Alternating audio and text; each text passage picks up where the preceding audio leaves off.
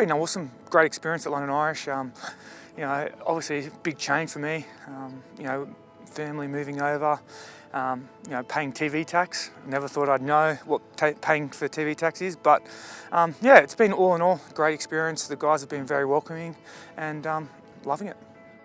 Probably the biggest things, we come in, we have breakfast, we have lunch here. It's probably, we probably don't have as much daylight here as well. So, obviously coming into the winter, it gets dark at around 4 o'clock, 5 o'clock, and the sun rises around 8 o'clock. So for me, that's probably the biggest change. From coming from Queensland and obviously Canberra, daylight's pretty much where you can train. But saying that, the good old culture. There's a lot of different foreigners here. Not so much Polynesians, but your good old Scottish, your Irish and your good old Welsh. So trying to deal with the accents are pretty hard, especially when they're calling lineouts. Good old 3 or 3, pretty different. So still getting used to my 3s. Coming over, some of the guys that have played here, David Pace, who's one of the old fellas here, I should say, and he's played over 250 games, and I came here, didn't know who he was, and I think for me, it's pretty naive of the good old culture here, the mentality, how much rugby is actually protected here. In Australia, we kind of don't really understand how many games they play, and it's just amazing, that they literally play week in, week out, midweek games, and it's never ending. It's wet and it's dirty rugby. It's tough rugby. I've always known to have a squad about 35 max. We've got a squad here of 59 players, so nearly double. So and then plus academy guys on top of that. So it's phenomenal, and everyone gets reps, but it's tough because there's only 2 people, or there's only 1 person that can start per week, and if you're not playing, then you're doing conditioning.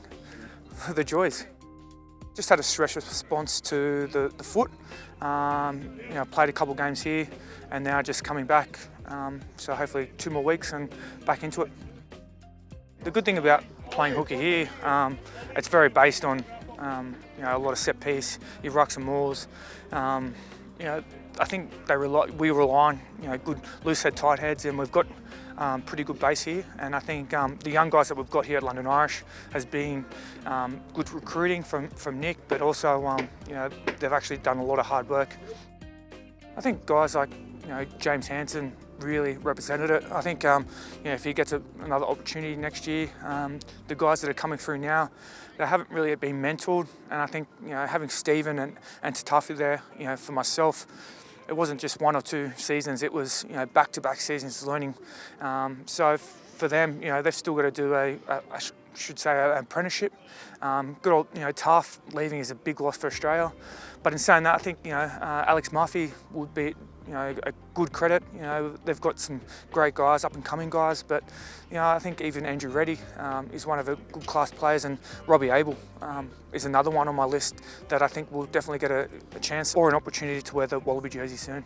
The good thing about it, we're building for the World Cup, and being a true Aussie patriot, I think that we're building, and we're getting younger guys. Checker's doing the right thing by playing the young guys, giving guys the experience and giving them an opportunity to play, and the guys are really relishing the opportunity and taking it with 2 hands. 30 years of rugby, and it's the first time I've been without him, so it's a big change, big career change, I guess, but in saying that, I've adapted and purely loving it over here. So I think my wife's made to be English. She's already picked up the English accent, so I don't know if that's a good thing or a bad thing, but mate, the kids are loving it, and so is the family.